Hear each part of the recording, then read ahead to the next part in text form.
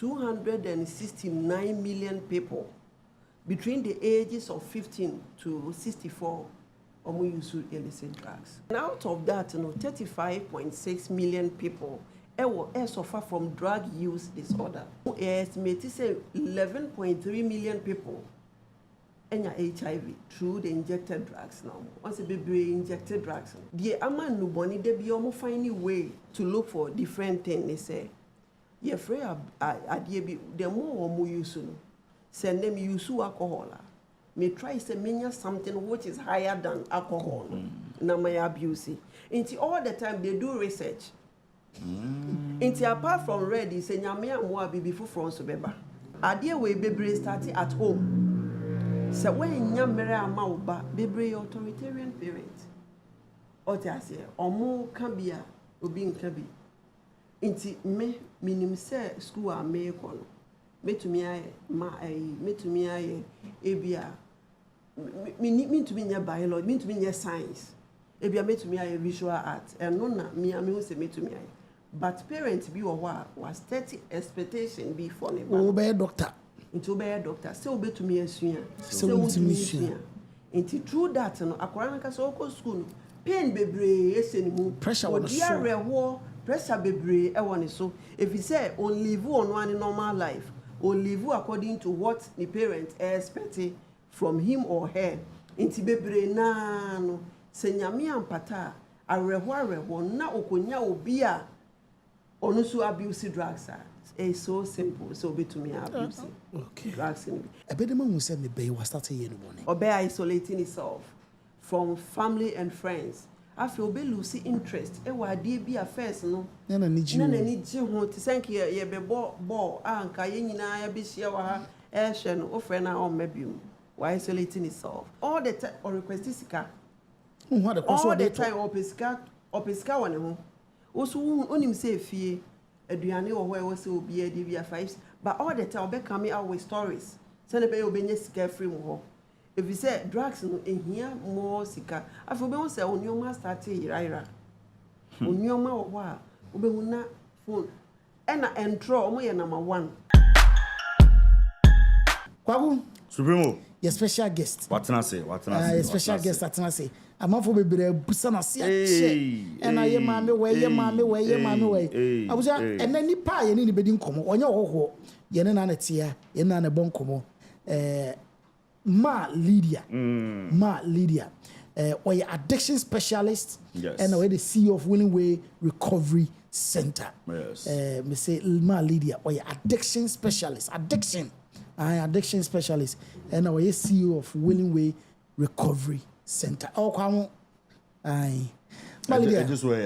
Come watch. Yes. Yes. Mako.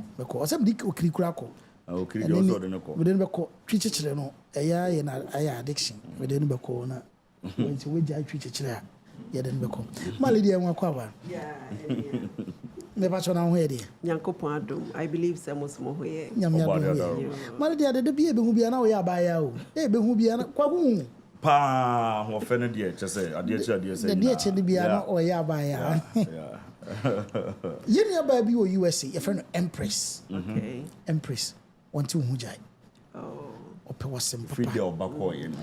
Was it obo no man overcoming addiction be? Also we can say postpartum psychosis. Yes, not all problem. Oh, okay. Na obi tie wo distractions ni bibia no. Nyame na doma boa na ma. Sese ni ma na ha nyina no. To ni won si wo fom ope wasem papa. Ope wasem pa. Empress me the Madam Lydia ba. Madam Lydia na bibia boko de. Nyankopon atom bibia boko. Na say na so what you kan kakra ko school kakra. Me pacho. Me na ana school no ukofa de ho. Because fa adwuma ya ho. Addiction seminar. Yeah. Your program be an international program be a friend ICAP. Okay. I have for addiction professionals. Okay. Into your one levels. Okay. Into me go so your levels no. Into the man coin. And I'm coin. Man, but video be David are ready. But video be man no hwe ni so hu bi. Obi e kan wasem na unim red Me so video ni bi. Okay. Ye ba na yesu yakɔ school kakra kɔ sua de. Ye videos ni mra. Baby girl, me I no go lie. When I see it, then I dey die. Cause you dey love me like I love you. Touch me like I touch you. I dey think about you every night. You over me, girl, I no go lie. Cause you dey kiss me like I kiss you. I say me saguwa, uni suwa, na me suoi. Ora sewa ma, eni go. Supremo. Unim red. Unim red. Ibu yi ni internet na so. Red. Yes, your friend 225 ne 250. It's serious. Lydia, before obeboma beka drug abuse won kakra che no. Na person ka obe describe odwuma wo ye na kire ye mo hwe ye no. Okay. Na obi o wo hwe. Lydia number no. Mamba cho betima baba no mo de atoso direct amaye. Oh, yeah, 0246 0246 61 73 09. Okay. Dave, ye adwuma no nyina ma me. Why? Me pacho me da say wa ma me opportunity say me share ideas with viewers and I indicate the public and so me yet more Willing Way Foundation Ghana. Willing Way Foundation Ghana, any Willing Way Recovery Center, Nina, one organization. Okay. Najumedi aye di ni say ye share ye nuamu a omanum no boni a omato muntintan omuntumi nni omo. Ena sebi omo so a omanya adwemu hawo. Sankrofo yi na yaya so ye first ne ye hokwa mo. Sisi aye ko adwuso aso ase. Okay, it's na mka pa won. Ye ko adwuso ye movie ko adwuso aso ase nti ye wona ye wo facility no ho a residential facility. A specialized residential facility. Ye kasa just ye everything component of treatment in ye bia ye detoxification, ye family sections, ye individual therapies, ye group therapies, ye even case management. Nina bibia ye mom so edru mom here edru medication assistant and so ye mom be. And ye sorry so send a bay on be free honey so na to me a building or faith. Ye sections be brave, not yet sure more life after rehab. Yet sure more how they are going to live after the rehab. Until ye after care so until na ejuma ye willing way. But aside the rehab no, you made the airport say my prevention UNODC. Until ama ejuma ba ko ama fa kan rehab no was a mayor prevention programs. Send a beya and kwalana eba no emetom. If you say me start adwuma me who say parents bebre ewu waje omoma areho nti bebre edi areho bebre nya yare foforo ebie develop other sickness bebre so abusuani mu atete bebre jadafio nti me decide say me yes course na ka ho send a beya be ma me more knowledge na me to media preventive programs nti ama aside the rehab no me science education nti ebi ni say wa frame me ankasa me to me organize programs or communities institutions to talk about drug abuse. If you say yan fa ye nurse ho anya bibia me who said that be parent ni bebre ebedi omuma ne ware ho na omato ananam wonsa okay. Yeah, that's bebre ne wadwuma pa wo ye ma oh my Ghana. Oh my Ghana here. Nyame adwuma na wo ye no. Nyame adwuma na wo ye nyame hia papa. The biggest problem, biggest problem you wom se sia wo Ghana ha drug abuse. First no ne ka drug abuse na emrante ne bebre oh boys no wi boys no jot. Is it boys no wi jot no de kwaku relatively we say ekofom yes but we no de marijuana is a man kra na no na mo man member nyina nkra nyina obi ate agu no high fashion but the major problem a Ghana de yenim kakra ebia na see hu no nyasa na tie but say hu no and it's a trauma though. It is the biggest problem. Almost every be 225 and a 250. Almost say every be red. Yes. And when I say it was so. Ma red you know any the body. Okay, yo, mpacho me that say. Before I go on to that, me say in coming my global problem Okay. Statistics kakra na yehu se enubone no eye global burden. Eye wiase nyina hawo. Nye Ghana nko a. Enye Ghana nko a na emom no Ghana ha no ye lake ne oma bi kakra entia. Ebi se okọ enubone no mu ewo baabi bia me free by say there ewo ho ankasa. Na yesi 269 million people between the ages of 15 to 64 use illicit drugs. 269 million people globally. 269 million people. And more abuse drugs. Between 16. Between 15. 15 per according to research. No, between 15 to 64. 64. Yes. To meaning says that expand the brackets no crana according to Madam Lydia can. Yeah. Yes. So it's a global problem. Burden. And out of that, 35.6 million people suffer from drug use disorder. Almost substance users. And you want drug use disorder. Problem. Drug use disorder. Disorder. You can be disorder. And let's say,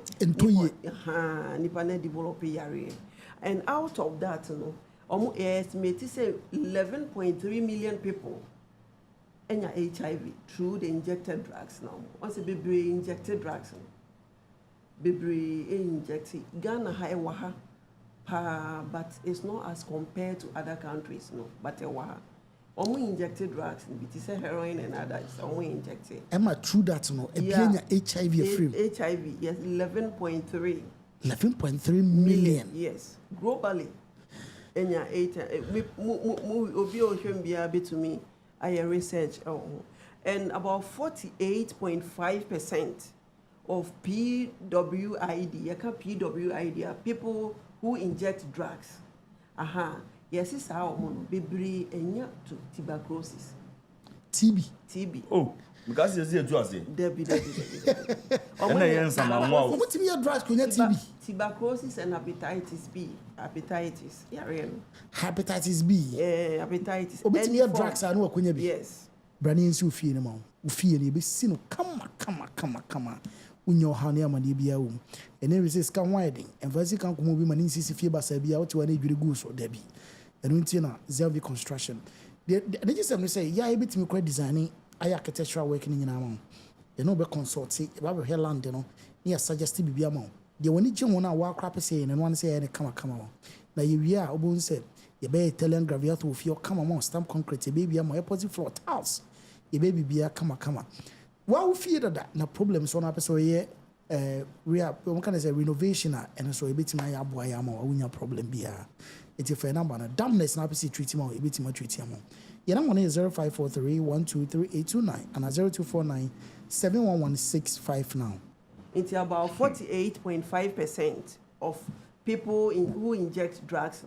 Baby 5.5 million omanya hepatitis C, B, and the rest. It's a global problem. And yes, these drug users, baby like middle and developing countries, low-level countries, baby biara obetra ohu bia sa drug use It's enye Ghana happen and because bibi a di diagnosis say obi or drug abuse. Minim see ebedru ho. Your friend DSM-5. Almost published by American Psychiatric Association. Nti yewo criterion bi a ye say asumesi omiti sa criteria ne pe na say when we say when your drug use problem.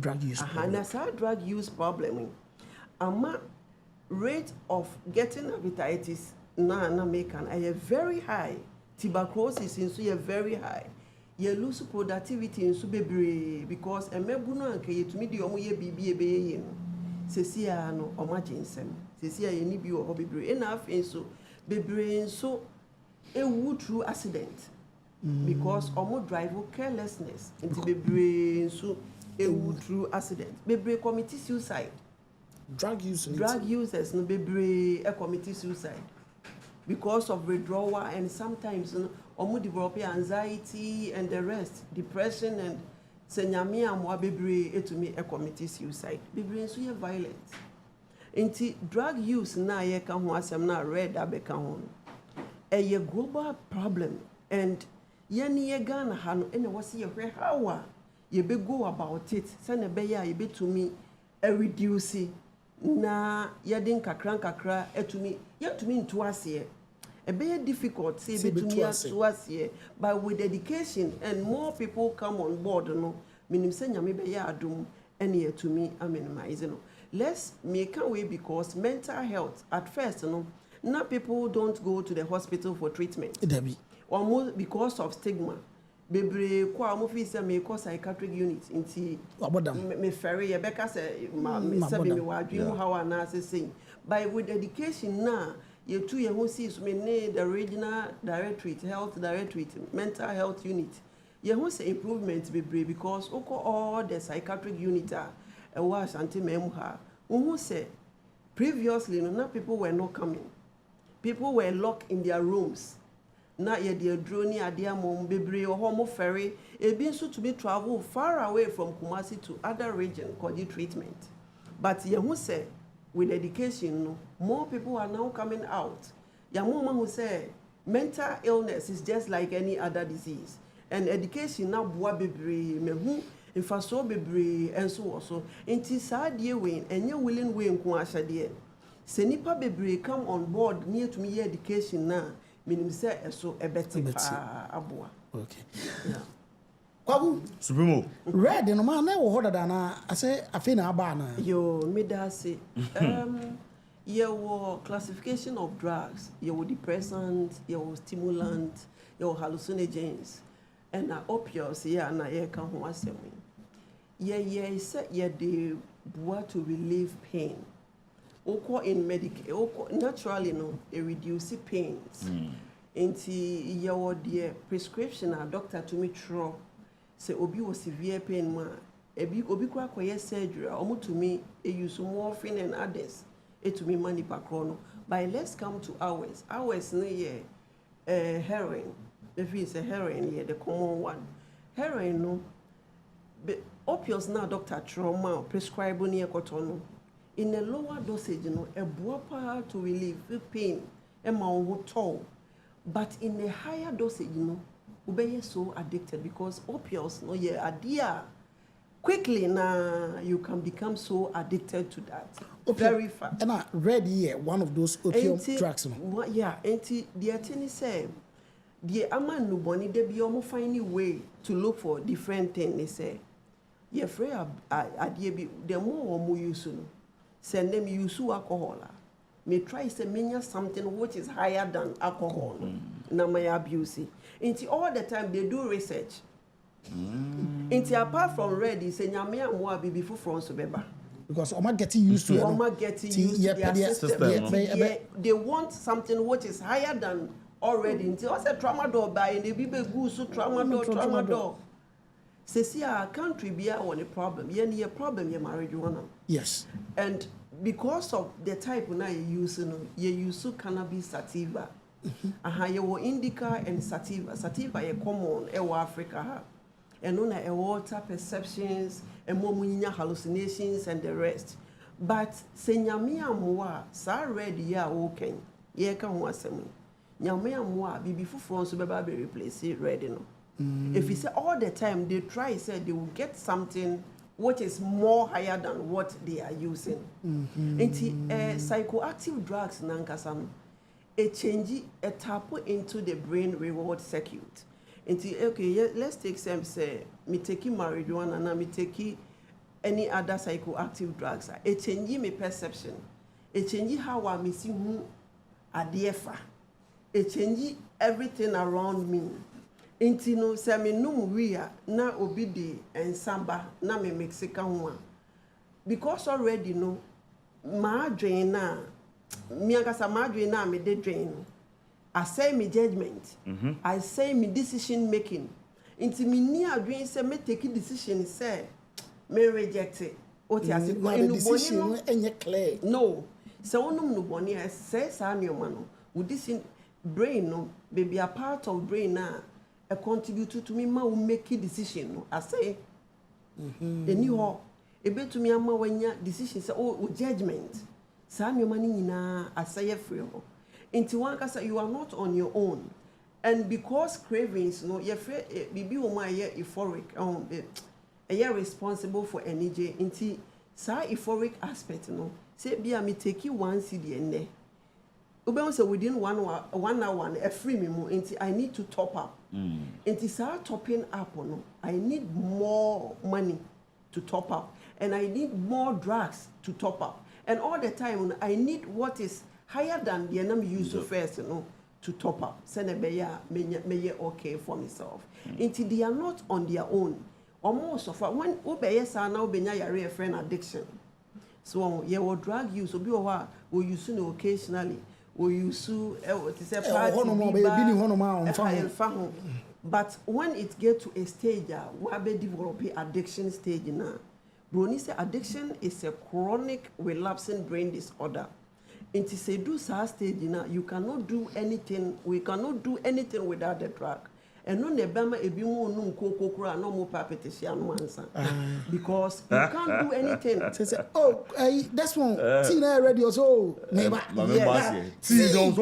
yes because all what you think is about the drug. You don't think about anything else. You don't care about your personal hygiene, you don't care about your responsibility at home, your school. Everything you think is about the drug. Concentration until people involve themselves in a dangerous activities for them to get money, some be to me are satisfied on myself.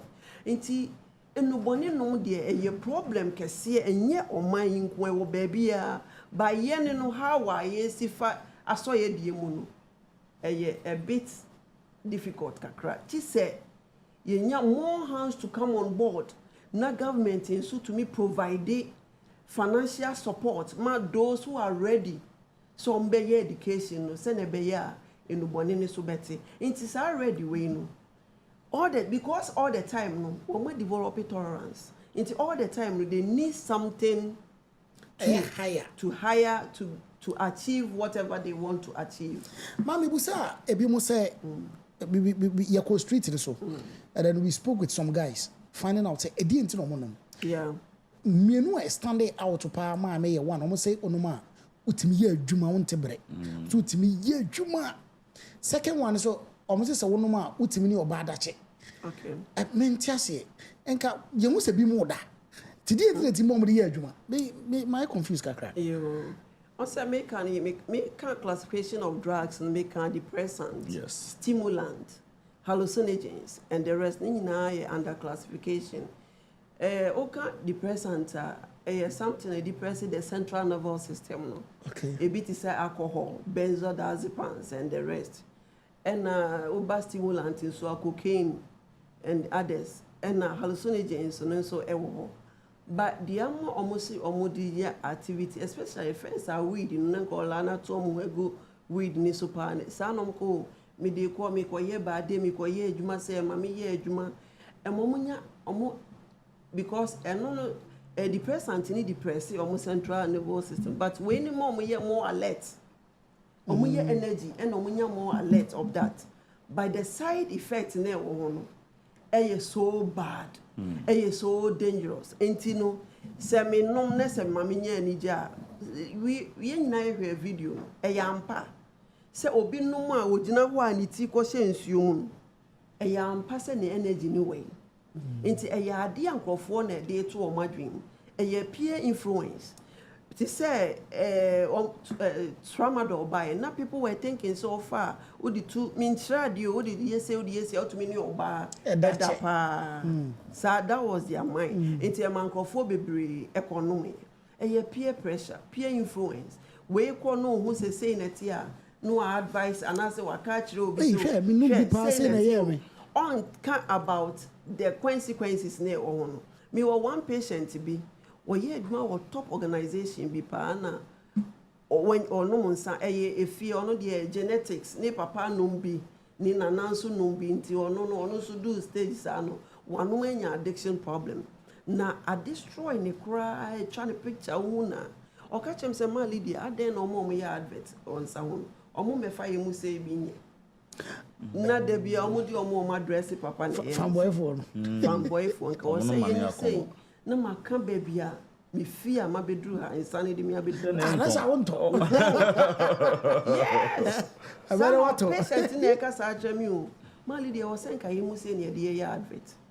So because I didn't destroy or more but outside there no. Or more peer influence, or must someone be country or binti say if you are not careful, now go to open. Let us say what be hope to that. And getting in is so simple by coming out, That's where the problem is. That is where the problem is. Kwaguma can say be let say one step back or can say or patient be genetics. Drug abuse it be genetics and then mad. Okay, yo, me that say. Yeah, factors be contribute into drug abuse. Your genetic factors, biological factors, your environmental factors. And let me start with the family history and I say genetic factors. No, genetic factors. The same kayeni room high. Busuya baako. Busuya baako. Ti moja baako fa ina yimu. Inti samiti hey. Me nana bi num ensa. Me papa bi dum enuboni pa penya. Bon se woman. Me auntie being so baby, not obeying so baby because a running through the blood the family.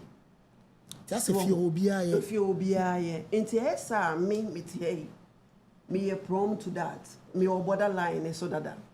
Into se nyami ampata na me cause stress bim, me kwa hunchiri bim, na me kwa no nsanse me no nsanse. Pressure and be form because already me have history that know. It's so easy say me to me at mountain time. Boy and I call her an interview with Christopher Negon was it ni fie ne mame ne wofa ne nuanom obia hye it you are not the mame crazy no wo hye a normal because omu fie de obia no bi yes this particular guy was in fie de was obia no and only genetic problem no and only genetics because e wa busuanim tisa adwene mu house bebre e wa busuam yare bebre diabetes chronic diseases no bebre e wa busuam dada isa na nubone nso te nti nubone no bebre wa busuani na de ma ebi mu benya adwene mu haw eno no because already na ebi abusuani mu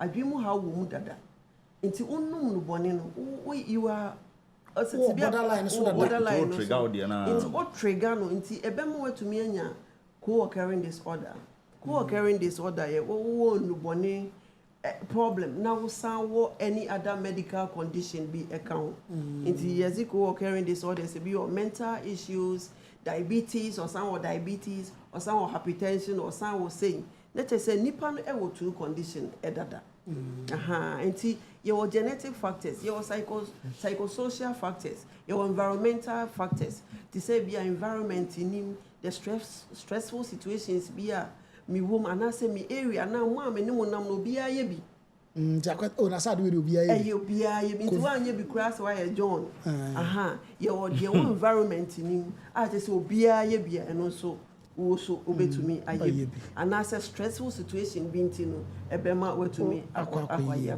yeah kwakwa wo de ni pewura mu no Supremo is serious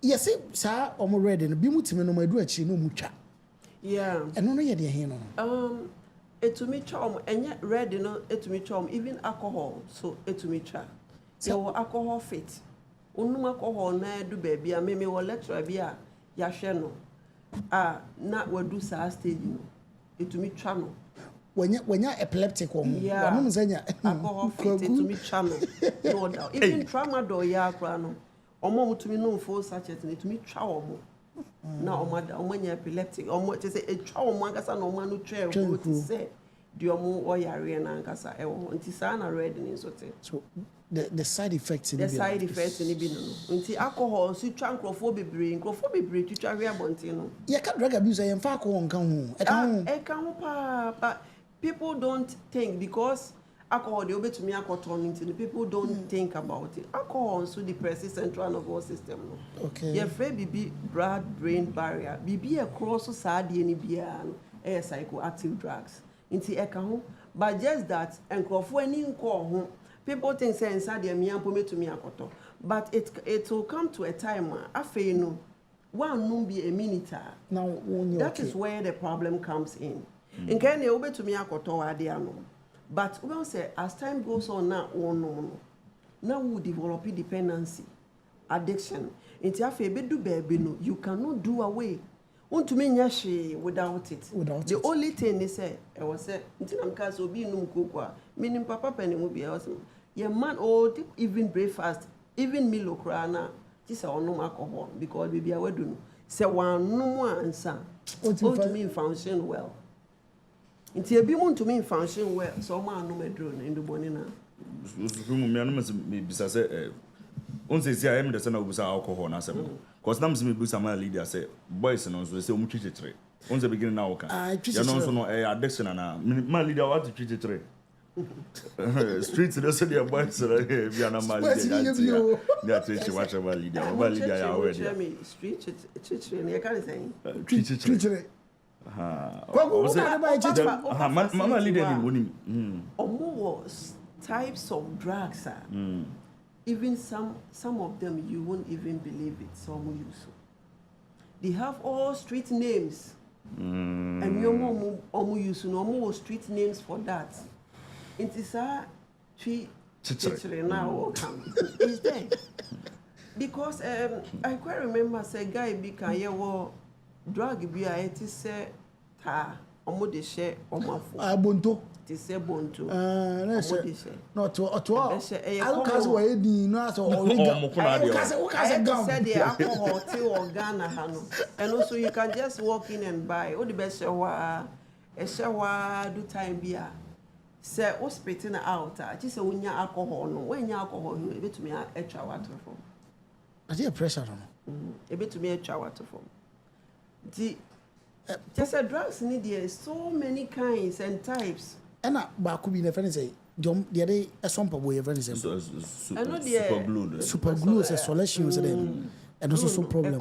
More petrol so almost change. Yeah, no more petrol no more petrol no so almost the adebo so your height is the most high sanitary pad and so and mass sanitary pad to be back could be meant to me say material but me per se Ghana for who how sisi anu bone no e akodru enti petrol see to me trip petrol go emu what next petrol aye nyina yesu say unya petrol pe no anya matches ye be share ho no enti e serious Lydia and me purpose pa me do ba ha any most of our viewers no mo hwe ye mo tie o me parents parents o can parents asem parents be honoma when him say na back right sir I want us to learn about how the role of parents in drug abuse, their children drug abuse, how to even identify say me back two, how to deal with it, and anything advice I'd be my parents because hear me I will for bebre omo mashem ba ko catch and say o ba ko finish ya no so because me ba. How do you identify as a parent? Okay, me da say pa parents bebre are failing. Bebre me ka ho. Bebre na ye jai ye manu bebre a yen care about them. You could piscal. Yeah, but we don't know the children. Ma wo say me ba kwa ku me ba adwoa, but me nim no. Because of the stressful situations I am now. The way ya economy na ye no. Obia aye busy okopedi obedi se obi so kwa adwuma osori anopa tutu no agya ne ba ho obeba animre enwume no no ankasa stress a o go through office no any workload e won so no oni listening ear man ba no ntimpani emma abatan ni bebre afeli enna bebre ama omuma na tonuboni numa they are not even aware of themselves say omo ne pushi omo no mukoto fine ye ka se dey na di enuboni no on say o ka se o say lady ni say na busuam di obi enu binti o say there is nothing wrong with that. Yes. Inti first of all pair ebusuam o ma accept say enuboni no enye hwe no enye hwe me ma me num bi obedi fufu cross mam na mikoto bi ba minimum akora bia o start average use 6 years no alcohol because na ebusuan one maame or hima nti nkrofo ba ono mugu nsa no akofa no or the kakra akofa glass no wanom nti ho no start 6 years at the age of 6 years minimum bia tobacco omo washrooms here the packet egugu so ne maame ne papa ware broni nti ono so ho no start use here at the age of 8 years mi wo hini bi pa ne ba sa ensagugu esisi akra na ginsem nti parent ni de bebre na bebre nso huna mane bebre so bebre de eja da omu fie ho nti asemo ya o de buy I am very very very grateful and happy say osi ya meka ho asem se na be ya about time no bebre a omo da no ombe wake up no many aba omo ho so na ade we bebre start at home se when nya mere ama wo ba bebre authoritarian parent otiase omo kan bia obi nka bi nti minim se school a me ko no metumi aye metumi aye ebia metumi nya biology metumi nya science ebia metumi aye visual art eno na me hu se metumi aye but parents bi wo ho was 30 expectation be for ne ba wo be doctor nti wo be doctor se obetumi asua se obetumi asua nti through that no akora na ka so ko school no pain bebre esenimu pressure on so pressure bebre e won so if you say on live on one normal life or live according to what the parent expect from him or her inti bebre na no senyame ampata areho na okonya obi a onu so abuse drugs are so simple so betumi abuse drugs inti some of the causes ni bini parents, we don't have time. Lack of parental supervision. One, we don't spend time with our children. Inti bebre na ebo omo bra. Bebre sorry anopa. Omo yisika to hono omo kwa ejuma. Inti omo kwa ejuma na. Omo nim what is going on with their children. Ebi mo kwa nim namfo omo ma no ene omo nam. Aha, inti eye problem party. Lack of parental supervision. Number one factor. Our parents be was say ya niba honi ehwe bebre so wo a omutu kwan ja omuman at a tender age asem we hia me pa if say oba me facility wa ebi mu ma me 28 years ohun ni ma me da we tu kwan ye free gan odi ni ja ni ma ni nana ni akra ni na ne grandmother e no omo ni omote ebi okra abrewa ne weja omo na omo ankasate enye sika na de ye bibia nti se wakwa akwantuo de wutu kwan a eye beboa o Nemo make sure say you find all means. Mommy be by or 5 years per say madam me try ya meant to me am fa me ban maba. Matisa me ban no wi na me de na ba. Or by mommy to me so sa senior mammy copri nyina ye kwa. Meant to me am fa no. Already na ni papa o e no keka o mo try ya o meant to me am fa. Waba. Wase me nko biom. Enti se wo ko na hu se untumi me fa na. E wo se wo advise yourself. Ubetumi abefa no abeka wo so because enye sankwa na e de o madwen na ebo bra so ho broni ni banya 18 na enye easy so beja ne ho oni ni betina ahwe ni o ma ewo ni mu but ye de because of ye pese ye kobo bra bi outside ni pesika ba behwe wo pesika ntinu obi ya osi o nye sika na ope o frɛ ya me disca to but se ya pay attention e be kakra no se sika no you be to your hospital even more if you say addiction treatment is becoming more expensive. Enti eno so omo nsa ne so pa. Bebre so wo ho a omo bring you almost self esteem ni low. Parent bi wo ho a ono ankasa no onkan kranhia sem enhire ne ba no. Ena akora ni faili wo any activities bi a wo ye ni bia or disgrace in public. Yes. Unim nyansa we jimi anya we na woni ni ko school na wo wie school nya mu nyina na mo wie school na de na wuti fie enti all the time no akora ni me ma me kro de me aba nim se ma jimi me nim nyansa that means there is nothing good in come out for me enti no bebre bring you omoma no low esteem self esteem very low. Okay. Send a bed and to be na ye useless or my hopeless. By antisa as a parent dear, any quite say, oh yes, I a chair or bano. Integration is after broken homes. Our rejai bebre abba obe wo baby ami fi bani dear or hopa broken homes no.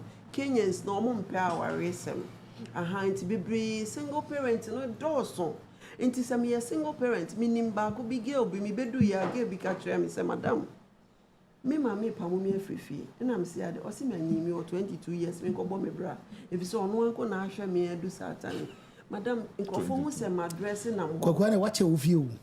My dressing and I'm walk come or your hairdresser. My dressing and walk, but I do. Me near Nijabia or me. If it's a pressure, air come so few. Me near Nij, Madam Mayor Dane.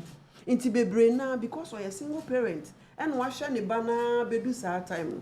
Into what I expect, we're tired. We're expecting any banner. To be brave, push your man quabonting. They don't tired. They don't even have any idea. Aha. Into broken homes and so it to me ma and Qualano, it could it to me no more in the Boninepa. Okay. Into no, mammy coming to dear parents be to me a year. The role of parents are obey to me a buana in the Boninu year cosway. Parents be here to me a year na shady. I was a first of all, you know that you my man. You're spending more time. You're fire bad down for. Some fan are down for the own be obecatcher. The one be obecatcher. The way be answer becker. But yen yankasa stress or parents and it should be brave. Baby or why me stress management more. Because baby or why you need time I bet ye the banner can. Into first of all, you fire banner down for you can't bang ye. Or how be I in the first person of Beccache? Now, Rehosam say, what training will back come? Into baby so media me man will be a no born into and family. We also be school no be influencing. Let's educate our children at home. Yes, spend the time near New Munka no bonny wasem. Consequences of in no bonny wasem extra ban. Maubani starting who and many years, semi no bonia. Me mammy say baby say because ye role models to them. Me mammy say baby say well Rebecca. My mommy said this, my daddy said a quam trim. Yes. It's young try say Rebecca no bonny wasem. Near yanya examples at share one. So one more. Say me there all the time. I may catch your parents. Be say be we free among homes. More visit here. Now be who important personalities are in nobody a real mukra e we ase. Inti se wonya time take your child. Enye se wo kwa excursion wo fa ne ko baby sa no ko hu nani so ade. Na e reflect na adwe ha me kra no me do age say me mom me de me ko ho me mahada. Aya me busa oma me patient ni say why na uswa no o plan is say obetina home like this. O plan is obekwa anka for pantai. Akra psychiatric opia said Debbie amanitim da say baby say onu bedru order by true circumstances, true peer influence, true parental issues, true societal problems no etumi leading no na amawa bedru. Inti parent no we should spend time with our kids near form down for send a bear bibi won't be on the catcher. Yeah, educate you on day in and day out no. Yenya time be educate you on. Afe mauban who means the war. Bebre or bebre in Kwalan bebre say mammy was scow and all my ideas and papa was scar. What I say, mammy was scar boy beer or call secondary school now or quite 20 cities and an parent to me the man as pocket money. Into boy in the choir no why more bonny and baby 20 cities. Me free parent no. Na me share mammy nankasan before being 20 cities kwana money bano. Our bread. No bread. Inti poverty man crofo bebre yen yoma omuntumi nye. Inti boy we saying or started the obisito o school. No be man shito sa shito no or the weed a frame. Inti afen when ye be no more. When ye be near. Inti one day no busano. Said Diana, why? But on him, boy ni be so hooked to the drugger. Afe no who piano follow windows a quabonte copy biba. Or be ye leader. Because of that, see, madam, into afi omo na na supply in your man. Obi we ya no money be obi we ya. Into ohia bubro etumi ma nkrofo tumi koto enuboni no. Bebre na ewo street so no. Bebre wo ho a omo parent mu ewu e na omaja omama family no. But semanya adwuma we ya enka minim sek Ghana for a Christian country, but a bimutrimu eden pa. Ajabi ti ase no enye adwuma. Bebre yaji omo properties impo and oma end up on the street. Enti no eyesa akwa na nkasa bone bra na odi ni ti pimpim.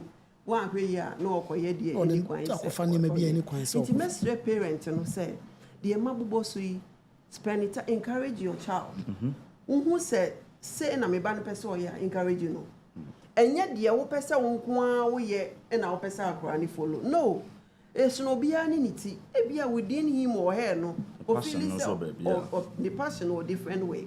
But try say because of the wadanfo bia into person by a mistake. I quite remember me nkai abusuafo ni yawo. I quite remember say Legon there was a time obi committee suicide out of that. Some years back. Yes, my end try say be push you on my the omun to me. By yen guide omo. We should guide them. Nyame the omo fire so. The ye be bebu wakonta. Until we should guide them. We should encourage them. O fairly one I don't just say end of the life. Ye encourage you omo. Ye support you omo obi biemu. Obi owa obi. But on pese obema ne bano. Etrimodin. Mi obi a okutwa bread kra ofia. Se adwuma ni nti bebre ka o masem kyerɛ me obi oho no o se na asem a obesu ama no ono ankasa parent no treatment o mo de ma no because oni ne papa ntem any genital. Always there is conflict of with dysfunction family.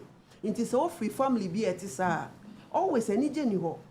De bia ye osuni ya oni arewo nko inti parent na se oma warrior start ye basa mo mani nti mon try stress nkwala nti se de be ya dachi bi almost because baby me mama cry me we moving because me mama cry and papa omo konya no mujai ono so worry the same thing or yeah normal man enti omo pastor from the same thing or catch pastor and say normal because we won't say anything wrong with that enti mesre nkwala no de ye bia omo sua ye maye ntu kwan fo omo nya after one year per one kasa plan say bibi untumi nya bibia e fa obako ana say bra na ne metena if you say jay jom hon e de how be pray eba ni spend time ni for more than for ye fa sika nto me de ofre me sika na me de be man sika no onim de ode ye nim de adakura onim se obani didi o se woni di o ye nti ye for more than for ni ye ka bibi ye educate o mo drugs ho a o mbetumi atie na o mo de abo mo bra dan say ye believe o mo no makọ mingle with their peer pressures peer influencer from peer pressures na Eddie how be brave abrewa kwako be two questions na afi wa bam na Madam Lydia say ma epede wo hu say now na menim epede ma hu say me be wa start here no bone okay so we start to use drugs your initial first identification sign say the last me bobo also say obe neglecting the personal hygiene obe isolating itself on pedare Christopher didn't know Dave mana mutifu sa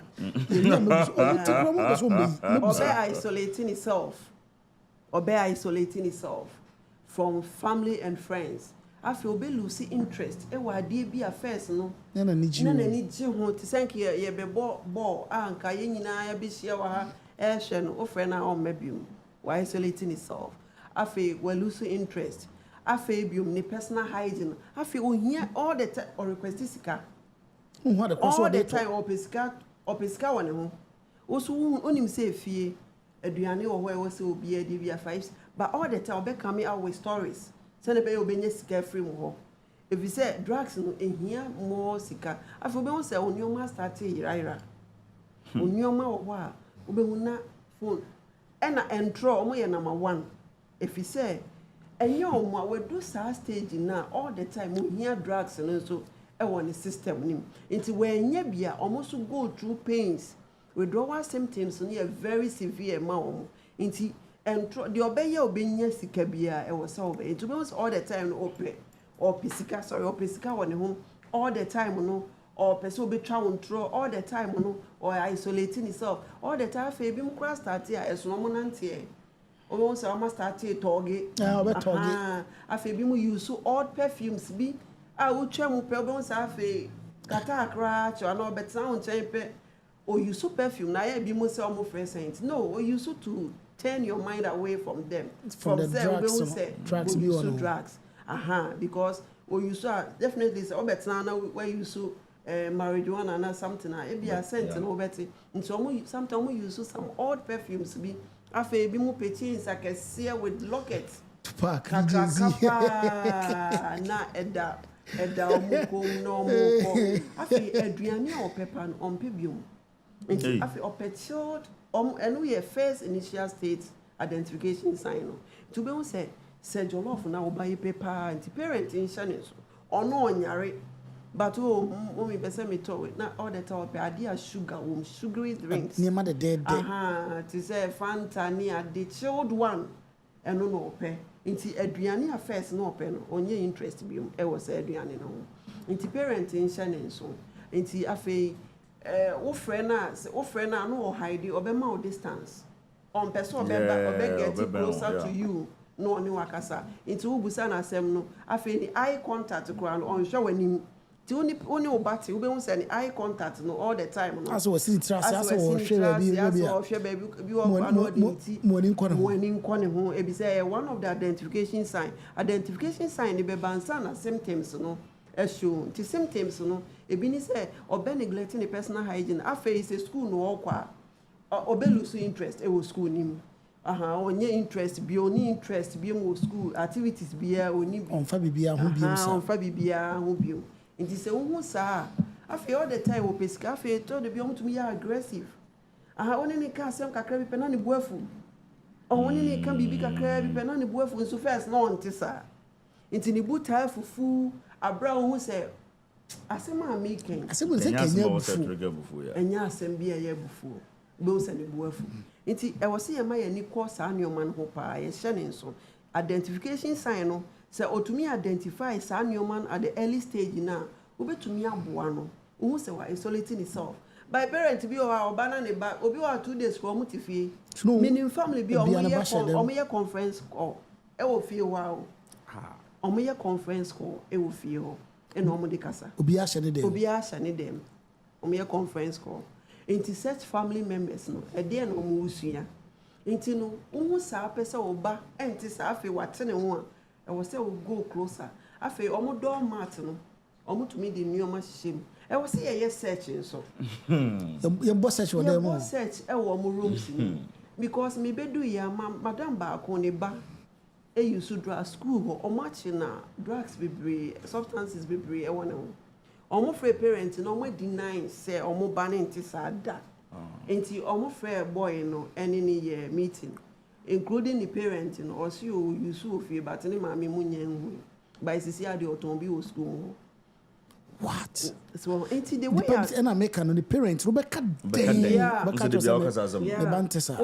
den because on study and onim anything about drug abuse only any signs and symptoms bia e wo te no ani so e no ho ankasa no oni time e wo ne ba ne ho nti ne ba ne sesa kra onim obi o se madam me ba no ye bibia pepepe and so started so when you disorganized speech no afi wo kan we no waka we he said obi say ye de ne nan e ye aduane ye twitwa ne nan ye aduane afi no hu say afi na afi o kasa sisi so ni ade no afi no hu say there is something wrong with ne ba no nti their identification sign ne ya ade bia say about time parents na ni koso a ombetumi ehu ni ntem na ometumi aboa na ano aso abuja mene Lydia Lydia Abnamanu or na CEO of Willing Way Recovery Center or addiction specialist the number is 0246 617309 0246 617309 I just say I just watch aswase meba ho okay now my last question is say now my reading symptoms okay ma who say me bano is into drugs okay now say ma who obek me tie ma who say ani coffee is to drugs ma ko hwe ne ma who say ne ma bi hyehyɛ red and tram then bi hyehyɛ ho what should I do okay addiction no on to me fani nko ne very for bi was on advice no because it's a chronic disease. Now, sorry, no, baby, to me, the omokwa, sorry if you know my journey. When the cravings come, just of no. Addiction is a disease. It's a brain disorder. Okay. A disease, as to say, obi with diabetes, hypertension, chronic. You need obia yakasi wa recover from addiction. You can't say the person is into recovery. Because only 10 years ago, one day be trigger or be to me as addiction is treatable, but and yet to me cure completely. Until the American says, say, obi who saw signs and symptoms. Now, first of all, we have to look for a proper treatment for the person. Young fanning call. And he didn't because Ghana have rehabs and also. And also. But your mental health unit be brave. Ashanti region and Ghana have be brave mental health authority. But the title for number that was me Dave. For number me facility home. Yes, number the good screen so 0246611703. A rehab center near Sheno Amam. Se uba ewobia, we shouldn't lock them in their houses. Me and Kase yare. Addiction is a brain disorder. It's not spiritual disease. And we should bring them out for treatment. I was here educate you on normal barbonting. Near treat you or more treat you or my and I may bubo treatment a year or one in our action. A long-term treatment. Yet ye home for your treaty and treaty family members. No. Ye more psycho education for them to understand more about our mobile condition. It is obia. First of all, obe here treatment. Treatment need differentiate. It depends on obia drugs I will use. Inti se me nom ebia me nom weed a bit differentiated from obia will use cocaine because obia need cravings different. Inti obia serious cravings are obedupe any detoxification. You detoxify near ye substances nina if was and a bear obey to me manage with withdrawal symptoms. It's a heroin. Bebre was serious withdrawal symptoms. Inti withdrawal symptoms nika no mun to me jaino. Bebre omo friend called Taki. I take your channel. So when you how inti oba a wa se here detox immediately. Obi on alcohol pa when you are fit no. Obi a alcohol induced. Because alcohol induced obi a psychosis. Into oba alcohol pa severe alcohol drug beyond baby a severe no. Ye be detoxify. Na why to me I stable. Na if you want join a program. Ye try my dear. Into be join ye 12 steps facilitating program so. Into be join the program no. Na for 3 months. 3 months based on assessment because every way be a better assessment. A assessment me who say who stage of recovery ne do say ni be to me a discharge you ni a discharge you. Inti so be to me identify all these symptoms in Ibia. I was say aunt na ho. I was say immediately no we look for treatment. Say ne be ya enyensem because to de bi ne edu baby a afei untumi nya hwe. We ho hwe nyi. We ho hwe nyi bi ma ha insanity. Say opese ode niam free eye UK e de ba Ghana. Many animal more UK, your fan, no, me auntie, we sister, one penny, one UK, and person, but they never free UK bagana. Baby, I'm meeting media for a year best deal door to door shipping from UK to Ghana. For a number, no, baby, oh, UK, baby, Sana, baby, I perceive they call Ghana, so no, yeah, they be come. Your number is 07743534857, and our Ghana number is 0241961165. The movie and more contact here and bring any mood in common. Kwagu Supremo. And yes, and some of the doors of Madam Lydia. Lydia co school ya jini na school na and some what years akono. Ya the one wa jini na ya jini na. Kwagu question Mama Lydia. Me question Mama Lydia Supremo. Now unse Mama Lydia conversation on addiction ni na on drugs. But emfa say be a corporate environment. Na say omo ni say be a omo workers ni bi obo fine with the computer na here say the day boy. But Dave you are addicted to the screener. You know, so normally they bet my home and now say they are addiction in a different way, and that's a new drugs. You have 2 types of addiction. You have process addiction and you have substance addiction. And the process addiction, the bit said you okay, bit said gambling, a bit said sex, even a Diana Crano. Many people are addicted to. When you're home and call,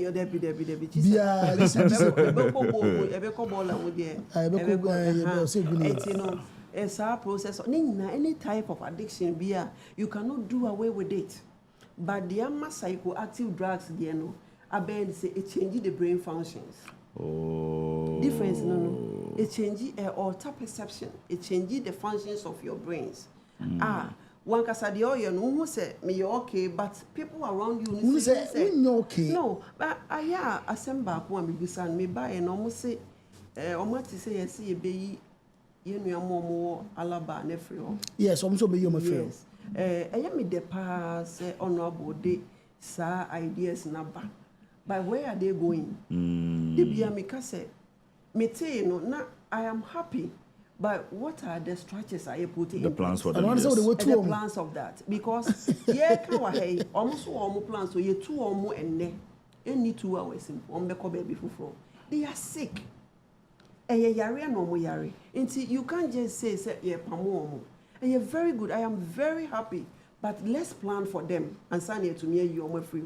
And yes, sir, your bear costs 90. My you are more in there.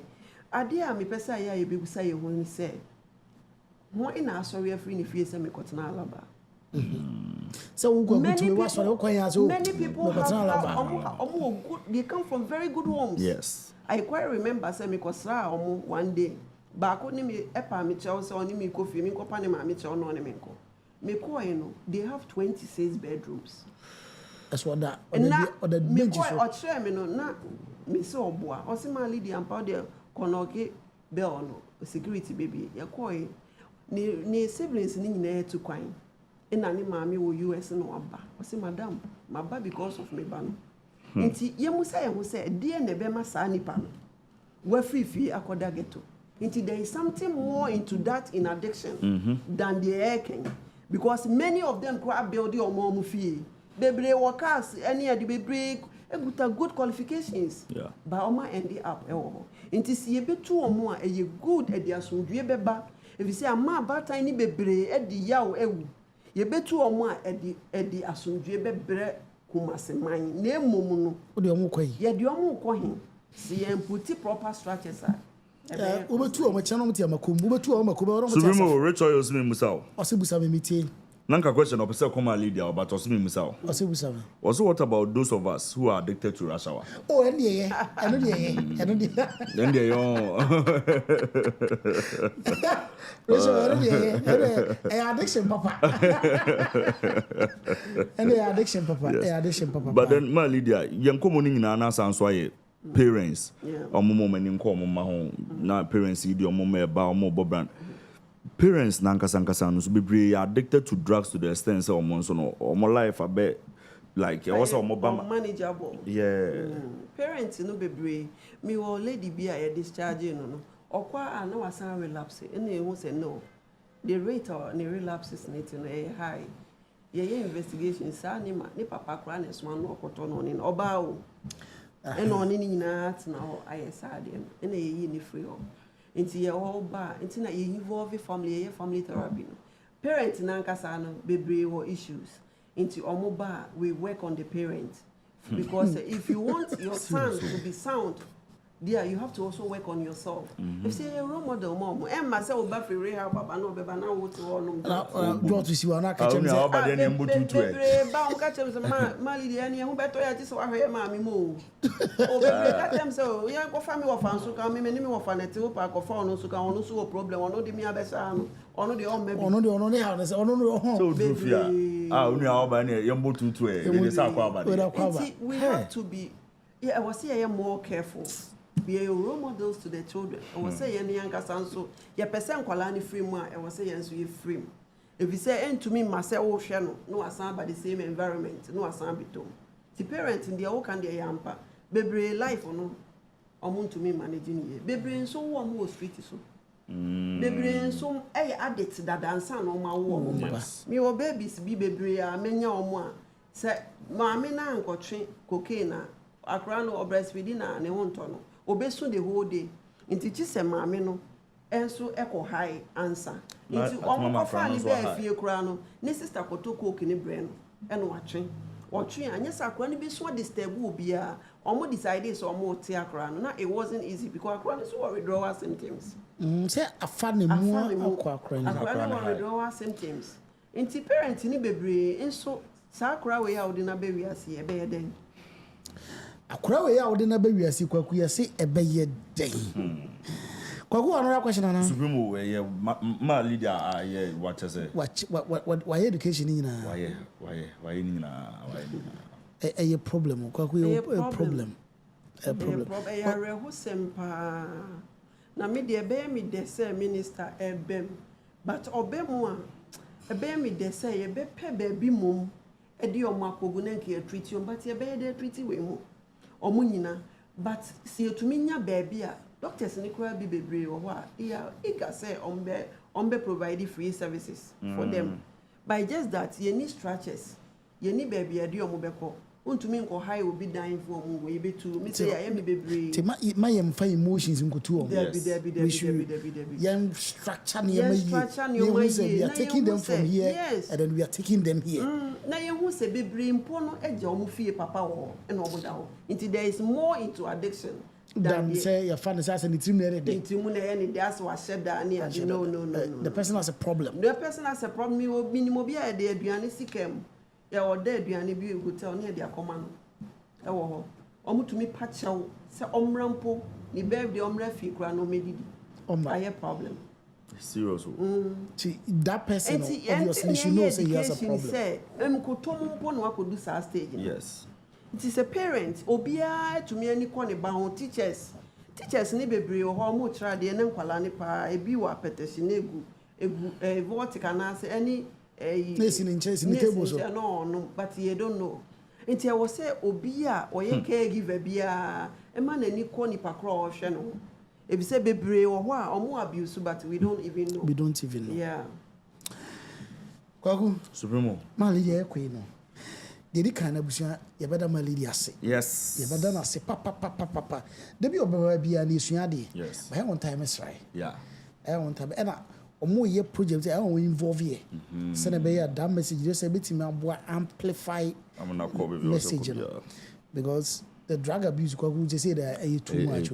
They say no omo unza first ni anum si. But say yanum si I have fashion. Oh masa dem me bo 1 2 me bo 2 me no nkran bo na bia always yes a problem enti no de ma ye bia de strength say I on fire kan na intimi amplify no na the number na so da so ye 0246 617309 e bia hwe me wo akwantu me bia hwe me wo Ghana here would this year be a problem wo awunim me no mienu nim so problem wo pe ba bi de na fa ba bia bitim na kwa benya sumdwie no eye Willing Way Foundation ye wa jiso asonse bra Ma Lydia be hwe no benya no ho adaje ahwe no Ma Lydia wa bo nipa bebre wo kroma bebre but this kind of work no eye ade a ye modin ye modin say asuma clients din say asuma si ba wa asuma da bi enya ne sa but titiri se be ma kwa mo de na me ne omo anete wo ma ba wa minima titiri wo na se no aboko kakra ma boko minima titiri wo e na wo a be rest assured say odi ade papa e na be free wa ba fi enti ma ye be ko ma ye ko de na be ka che Ghana for yo de me ka che Ghana for ni say sisi anuboni e ho asem no say yan fire na yan si for mo e beto de bi the future leaders no ye lose o mo nyina e be ye de ensa begu ye tie so enti obi anya na famu de parent nya na famu de aban nya na famu de say obema resources obetumi ama support na enkrofo tumi aye more education say na be ya enkwala youth na omo bem no omo be aware of themselves no matter omo wefri churches pastors bebre omo tumi nya airtime ekasa ewon from mu no e be stress omo spend some time enka no bone ho asem afi asori bia nso opeso invite here ni ye be share no bone ho asem e wa asori ho nso obetumi invite here oma to mu ntentan no we shouldn't lock them in their house yan mom pie enco treatment if you say bebre cry and drug in this bebre anam anyinya hallucinations omo tete kasa wo omo asum ni nioma nti ebasa yen try say ye be co treatment se na be ya omo ho beto omo enubone num enya huhum yare ye munya no ko boni pani chain da binye ko boni pani chain na mom no o sane yare no bompa ya aka ho if you say you believe in Nyankopon nti mesre wo bibiara ne ba wo bi no se onfa ne mra ne yenhwe no se na be ya ne ho beto na bad time so nsem ye bubo so yen fa ne serious Your funny serious say obi mpo na ebe say ye ba na ni beba ne wo so na what to me atwene ho ntem. That's it. Lydia, that's it. Yeah, that's it, baby. Nyami show. So them see can I type best right. Nyami show pa. Number no that's here 0246 61 7309 0246 61 7309. Lydia number no. O friend na onu bedi nkomo. Friend no. And that's no na wo free obi o psychiatrist. I wadwe say on because what about more than we have problem. What this should be here problem. Let's find a solution. And I'm a call so the BCB on bedroom. Lydia Yamisha. Okay. Number no moon saving to other men train you don't problem know and save them. And I'm my first me call me no come on. We bit my boss story biama. Stories. Me no be koni akwa din kom. Materials. Lydia that's me really sure. I'm sure pa. Abodi munyansa pefo ayenhwemu ahu se nipa bia brano oso ko doctor no hwe wanum ene osin se bibia na ne kwan mu a efri na ekro me boda room bia te se krom ha be bia obanya doctor fo amo hwe wanum osin ana wanum ene asin ya de bia fako True Smile Dental Clinic. True Smile Dental Clinic so sima bon tokru peso tu se osin se dia hyehyere wo mpe o peso osi osin ohoro si ase ana nka na wo braces na peso hye True Smile Dental Clinic se odia brano muao True Smile Dental Clinic why you Monday to Saturday 7 a.m. to 6 p.m. Sundays here 1 p.m. to 5 p.m. Or Swami Runabout, Swami Police Station in Jemuha. Frey 0599 223349 and 0202 899323.